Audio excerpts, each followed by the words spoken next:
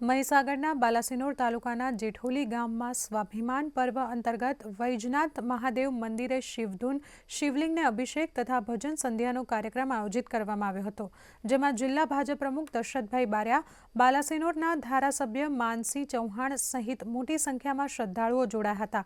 સમગ્ર જિલ્લામાં સોમનાથ સ્વાભિમાન પર્વ નિમિત્તે યોજાનાર કાર્યક્રમને શ્રદ્ધાળુઓએ અવિસ્મરણીય ગણાવ્યો છે।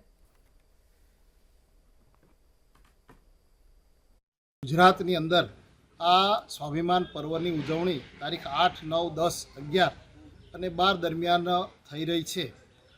આના ઉપક્રમે મહીસાગર જિલ્લામાં પણ લગભગ 115 જેટલા મંદિરોમાં ગઈકાલે પણ આરતીનું આયોજન થયું હતું અને 4 મંદિરોમાં ધૂનનું આયોજન થયું છે। શિવ ધૂનનું, શિવ સ્તુતિનું ત્યાં કાર્યક્રમો થઈ રહ્યા છે।